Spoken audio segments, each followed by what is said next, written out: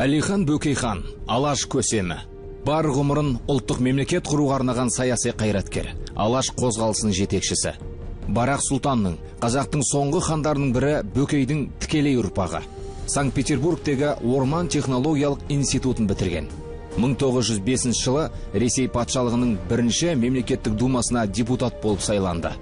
Ұлт-азаттық Алаш қозғалысының негізін қалаушы және көшбасшысы.